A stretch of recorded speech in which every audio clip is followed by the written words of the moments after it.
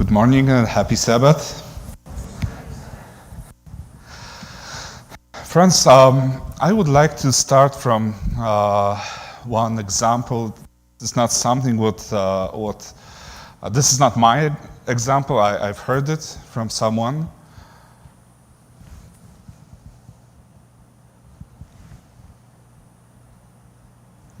Do you hear this?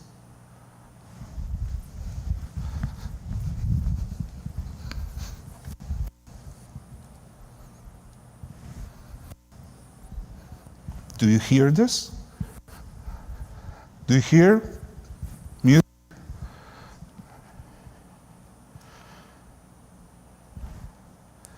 No, you don't hear music? Really?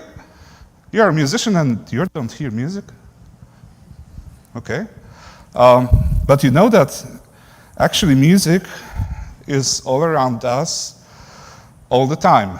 And I am saying about real music.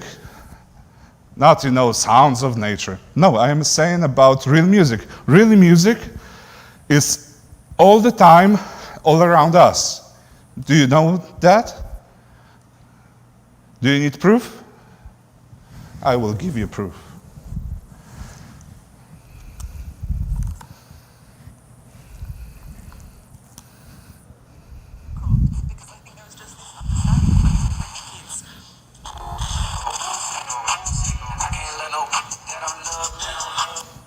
See? Real music. It's not that, my radio is playing the music. It's not an instrument, right? It's just getting proper frequencies and gets, that, and it changes it into the music, right? So actually, it is right that the music is all the time, all around us. This is really amazing, because sometimes I am thinking that this is something like with God, This is really amazing because actually, when we, right now, in the 21st century, actually know that our brain was created in a way that we may with God, okay? Our brain was created in a way that we have spiritual needs. This is really amazing, And there is a new science, and it's called neurotheology. Have you ever heard about this? It is. There are scientists, and they are doing researches on how brain works for those people who believe and don't believe. And really, this is really amazing, okay? I hope I translated it properly. They are using functional magnetic resonance imaging, and they are trying to check how our brain works if we are faithful and if we are atheists, okay? So actually, they recognize the part of our brain that is responsible for our believings, our spiritual needs. This is really, really amazing, okay? You know why it is amazing? Because actually, from the perspective of evolution, this part of brain have no sense. You know why? Because actually, the only thing that it brings to us is to take a risk. You know why? Because, I will tell you how evolutionaries, how they explain it. They are saying that humankind, they were wondering about all the things, natural things that are happening all around us, and they started to think about this, and they discovered that they should have faith and it helps them. But actually, it doesn't help, okay? If there is no God, then that part of brain is not helpful because it makes people risk their lives. So it doesn't help to survive, okay? Because, evolution teaches that everything that all the creatures are doing is to survive, okay? And having part of brain that makes us unnecessarily risking something, it doesn't help us to survive if there is no God, right? Can you imagine this? There is some thunders all around us, and we are saying, hey, I am a believer, and I am going outside, and I am dead. This is something, if there is no God, this is exactly how it would look like. Okay, another example. Look for David when he was fighting with Goliath. Was it reasonable to send small kid, to fight with a huge fighter? Who actually won this fight? Was it David or was it God who was fighting with him, right? So actually, those who believe in evolution, they should be aware of that part of our brain, but they have no good reason, they don't have any reason why this part of our brain is, okay? We who believe, we understand it, right? Put that part of our brain into our brains. He created our brains in a way that we may be willing to contact him, to stay tuned. This is really amazing, okay? So actually, I will tell you, because that example for me, it's pretty nice. I will tell you why. Because from my perspective, okay, there are animals that don't have this part of brain, okay? And this is what animals hear. Nothing, okay? Had a stroke. This is something what Christians are hearing. Came back immediately. Christians are hearing the voice of God, right? Because God is connected. And this is something what evolutionists are believing. Chaos. Everything came from chaos, okay? And hear this.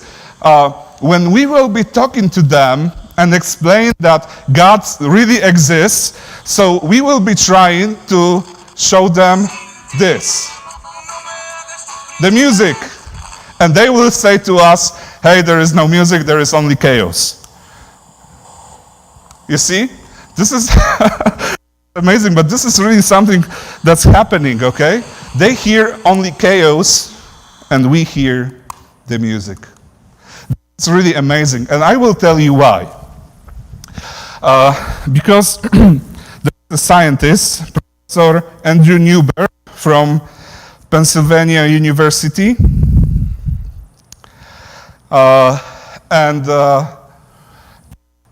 and he tried to compare how brains of believers are working with the brains of atheists, okay?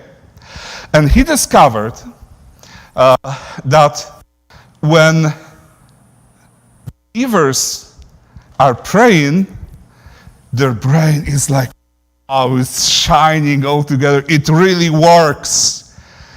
Okay? And then he put into the same machine atheists and asked this atheist to pray. And you know what? It just didn't work. He was looking at the machine and he was, hey, are you praying? Yes, I am praying, okay. But nothing happened in his brain with the atheists. You know, I'm sorry to say this. Professor Dawkins, he will say to all the believers, hey, you are lower on evolution. We are the better humankind. We are better than you are. But actually, you know what? This research shows that his brain doesn't work properly. I don't want to say that all the atheists have brain damage, okay? Because actually, I can tell you that I know some really great atheists that actually are probably even better Christians than the most Christians are known, okay?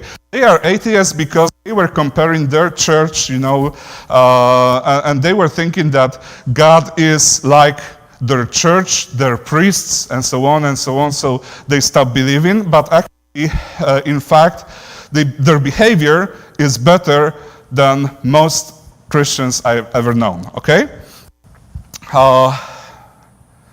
But there are atheists,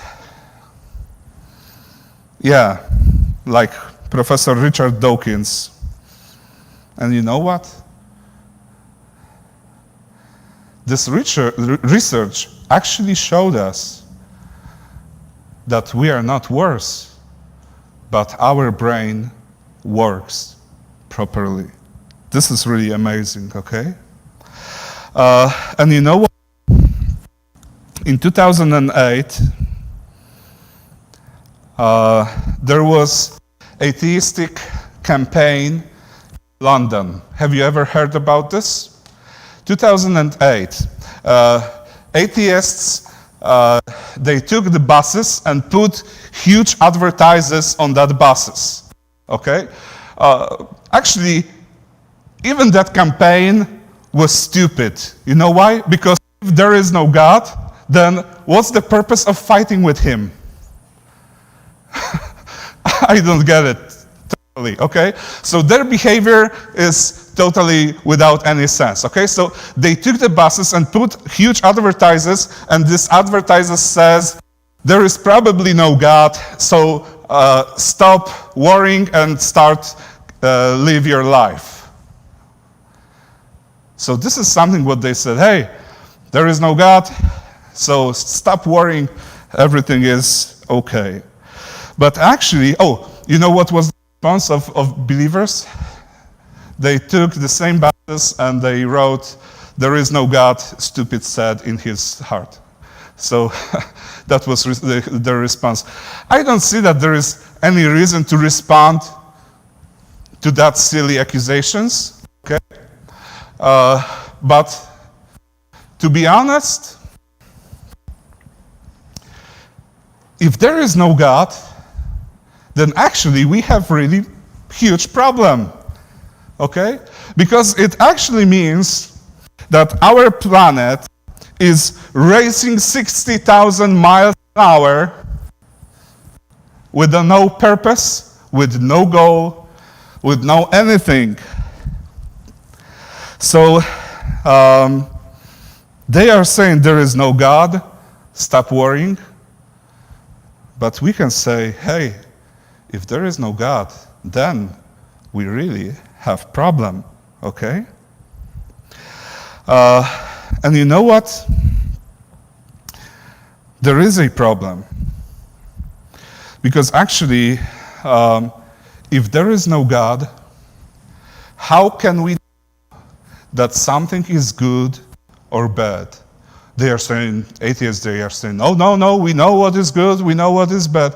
But actually, how can you know this? Okay? What I can tell you, whenever I am talking to atheists, this is pretty funny for me, because when I am talking to them, I am asking, okay, so without God, you know that something is good and something is bad, good or bad? And they are saying, yeah, of course. So tell me, cheating on your wife, good or bad? Well, bad, of course, yeah. Stealing, good or bad? Yeah, it's bad, yeah. Okay? Killing someone, no, it's bad, yes. You know what? I just gave you 3 of the commandments. Your morality is purely Christian. And you are saying, no, I know what is good or the bad without Christianity. No, you don't. No, you don't. Their morality is Christian. But they don't want to admit this, okay? So actually, I was trying to find any good moral system, okay? And I discovered something called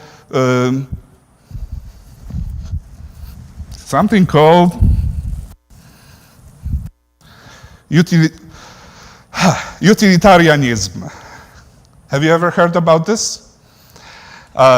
Utilitarianism sounds pretty logic, okay? Because if you believe in this system, then you believe that if something causes more happiness, more good, then it is correct. And if something causes more pain, more suffering, then it is bad. Okay? Does it sound logic? I can even tell you, from some perspective, God is really behaving in this way. From some perspective, okay? Because God is saying, I will give my life to save them, and so on and so on.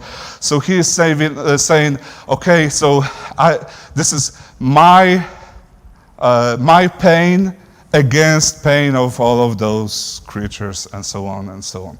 So, we can even try to find this in Christianity, but I will tell you what's wrong with utilitarianism. I will tell you what's wrong with it. According to that moral system, Second World War and all the, killing people, doing medical research on those people, that were imprisoned, and so on, it was morally correct. You know why?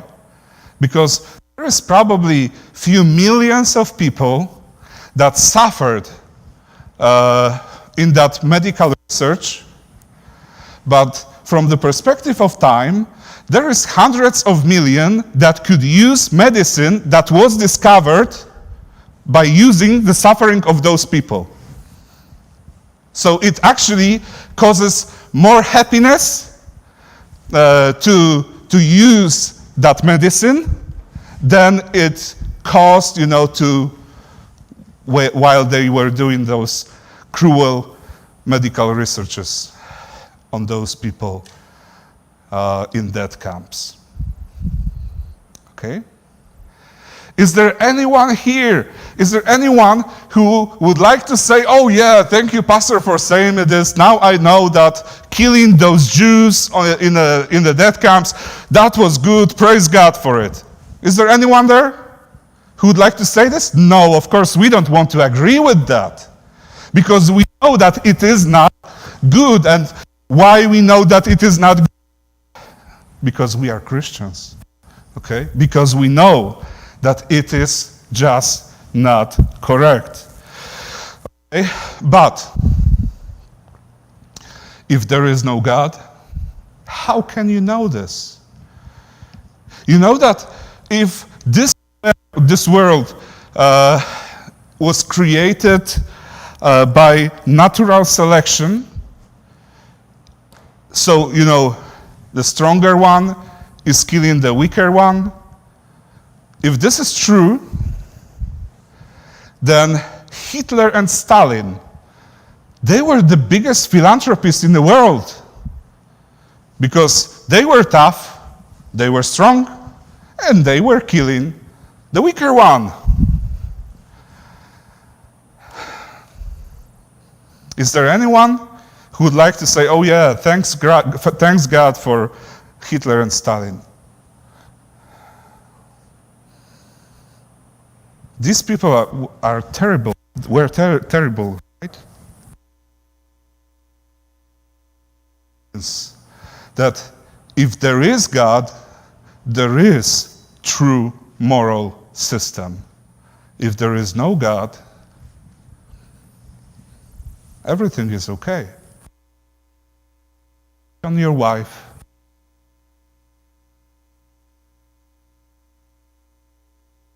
you're stronger, so on. And they are saying, no, no, no.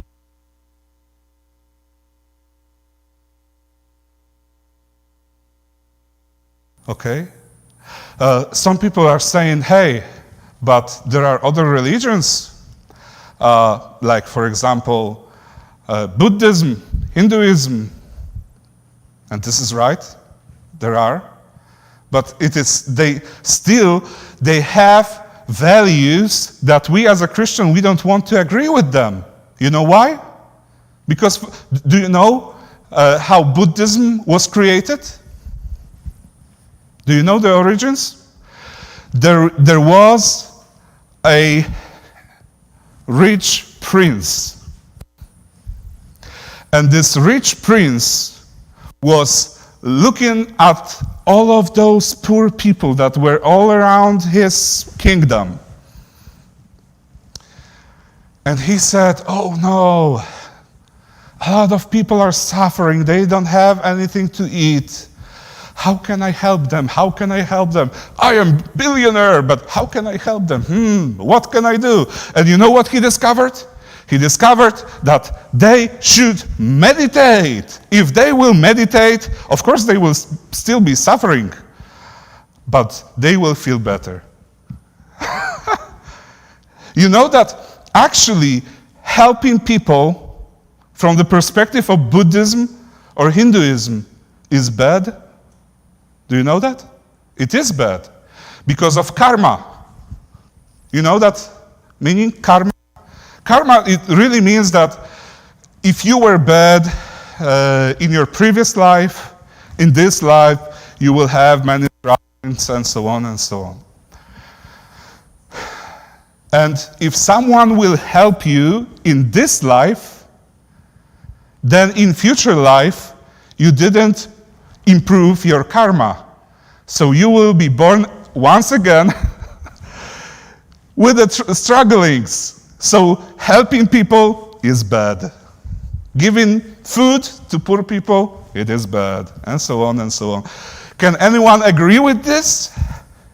No, because it's crazy. Okay? So it's really like that. If there is God, then there is true moral value in this world, right? You know, and what's really amazing is God really created our brains in a way that He made contact with us. He really created us in this way. That's why Apostle Paul could say, for the wrath of God is revealed from heaven against all ungodliness and unrighteousness of men, who by their unrighteousness suppress the truth. For what can be known about God is plain to them, because God has shown it to them. God was connected to all the people, but all the people can choose. If you want to hear the voice of God or not.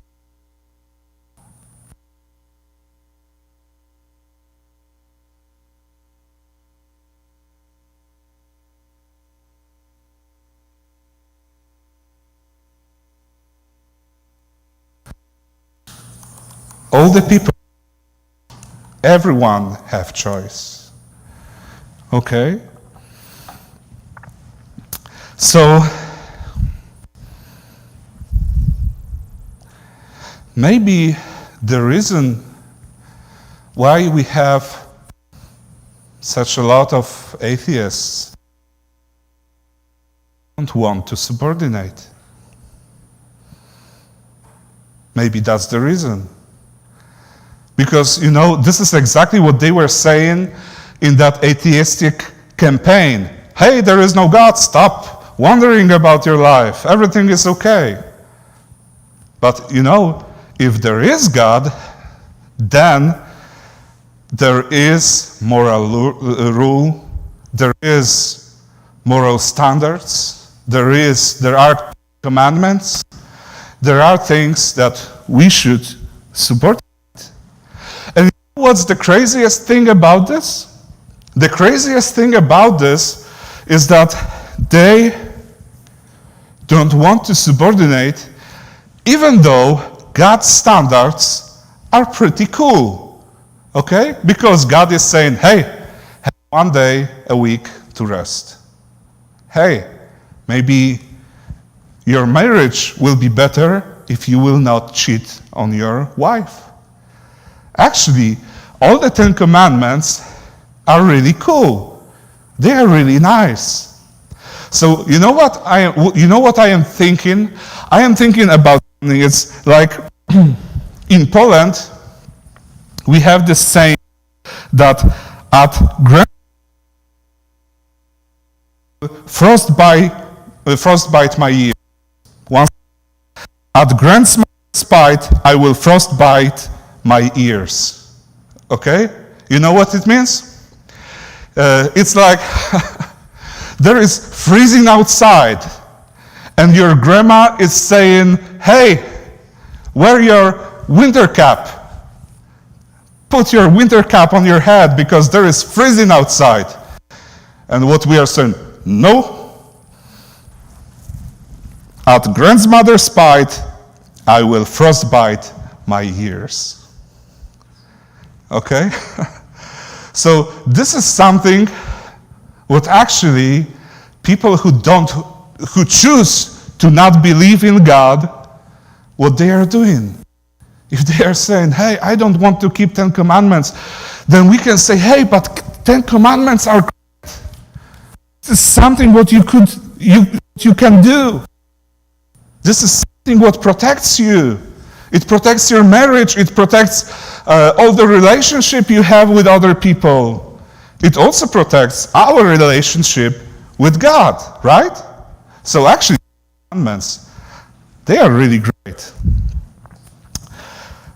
You know what?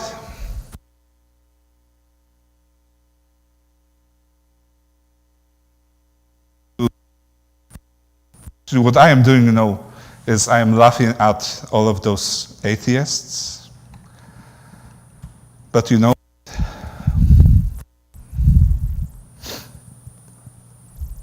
sometimes I am thinking,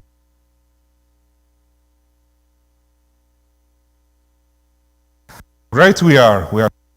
I believe in God, and you believe that everything that you see came out of nothing for no reason, and so on and so on. And actually, you know what? We may laugh at atheists,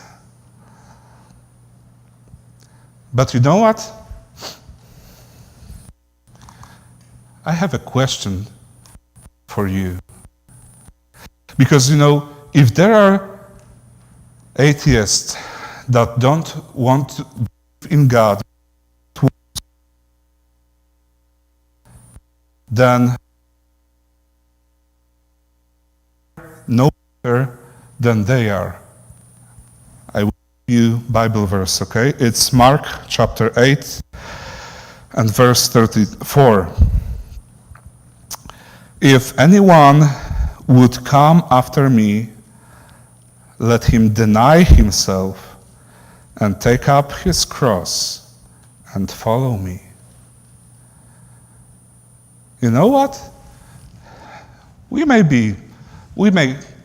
make fun from atheists. But what I realized that if we are not willing to deny ourselves and we don't want to take a cross, then maybe we are no better than they are. Maybe we are even worse. Because we believe in God, and still all the things that we are doing during our whole life is looking for pleasures. Looking for more money. Don't make me wrong. I'm not saying that having money is bad, But if this is the only thing that I am looking for in my life, then you know what? Then I am no better than any atheist. I am no better. You know that there are a lot of Christians that want to wear a cross, but they don't want to bear it. You know?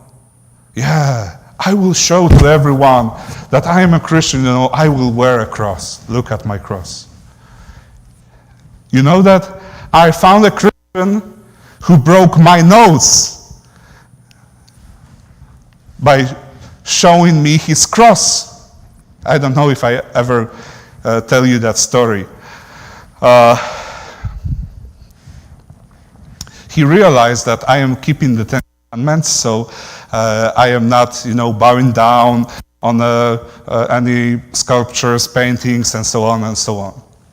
So he had a cross, very good Christian, okay? He had a cross, and he asked me, hey, you know, this cross was still on his neck. So he took this cross and he said, hey, what is this? I said, this is cross. And you know what? And he wasn't happy about this answer. So he asked once again. Then I said, if he is not happy about that, my answer, you know, I will add something to it. So I said, hey, this is wooden cross. And then he decided to break my nose. You know, he was just, and he broke my nose. So I know what persecution is, hey, okay? But he was such a great Christian that he decided to break my nose in the name of Christ. Okay? And of course, I know that this might be, you know, like silly example. But what about us? Because you know what? We are no better than Peter said to Jesus, if I must die with you, I will not deny you. People said the same. So Apostle Paul, he said, hey, I am ready to die. And actually, you know, when they came to capture Christ, then Peter showed that he was right. He was really ready to die for Christ. Is that right? He was ready. He was ready to fight. He took his sword and, hey, I will fight for Christ. Okay? And just a few moments later, we can read it in chapter 18 and verses 15 to 17.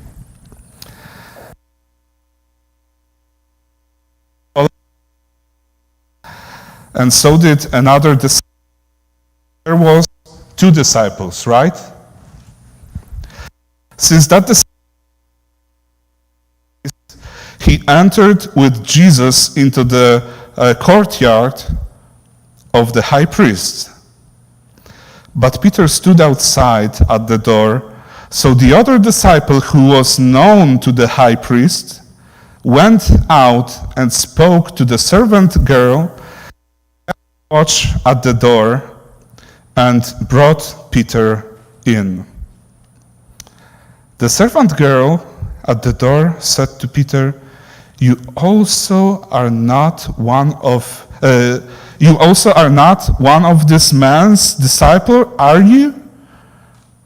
And he said, I am not.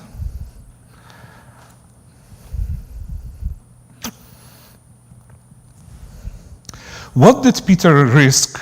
What was his risk by saying, yes, I was one of his disciples? What was his risk? Do you think that he was risking with his life? I don't think so. Because there were 2 disciples. one had absolutely no problem with saying one of the disciples. It was probably John who was doing this, okay? So there were two disciples there, okay? Two disciples. And Peter, he went there as a second. So first there was, John, and we see that John had no problem with this, and there is no risk. Of course, there might be a people who will make fun of you, but they will not kill you. You're not risking your life by saying that you are one of the disciples. So tell me, why did Peter, on the beginning, was ready to give up his life to be with Christ? And just a few moments later, when he was not risking his life, he denied Christ. Do you have any answers? I have my answer. And my answer is, sometimes for us as Christians, it is easier to die for Christ than to live with Christ. And it is true. I don't know how it looks in America, but in Poland, we have great patriots, they love their country. Anytime, when there is a huge national holiday, our Independence Day, those are people who are saying, hey, we are ready to die for our country. Yeah, this is how great patriots we are. And then they are destroying the streets. They are destroying all the stores that are around them. They are breaking all the laws. They are not willing to pay taxes, and so on and so on. So, yeah, we are ready to die for our country, but we don't want to live for our country.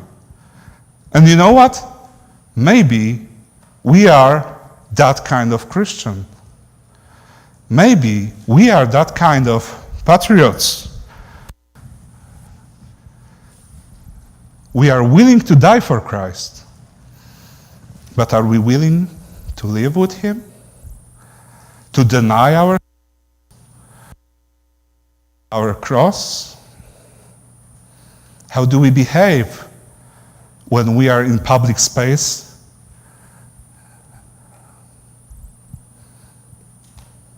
Have to pray before dinner in a restaurant? Let's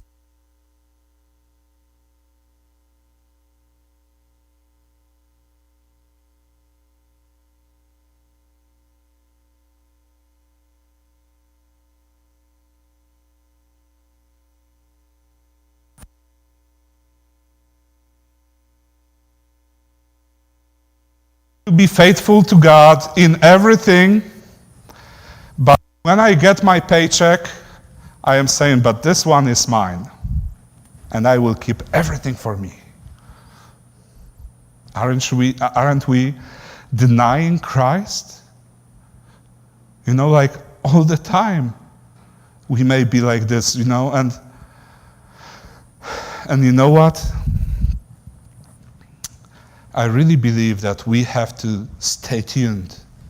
We have to stay tuned because we have to be aware of any danger that is around us. But we have to stay tuned because actually God is really willing to talk to us, to be connected to us, to have this intimate relationship with us. And He is ready to do it for us. But He is saying, hey, Are you ready? Did you deny yourself? Are you willing to take your cross and follow me? Because the cross we have to take, the cross we have to carry, is our decision. This is our decision. This is not circumstances that are all around us. I'm not sure if you have the same, but for Polish people, it's like, oh yeah, I have a bad husband and he is very active and so on, but I have to take that cross. No, because this is a circumstance that is not in your power, right? But Jesus is really saying that you have to decide to deny yourself and to take the cross and carry it. So this is our decision. And the question that I am leaving now is, are we willing to deny ourselves cross? Because you know what? If we are not ready to do it, we are no better than atheists. But you know what? It's worth it, because God has given everything to rescue us, to be with us. He created in a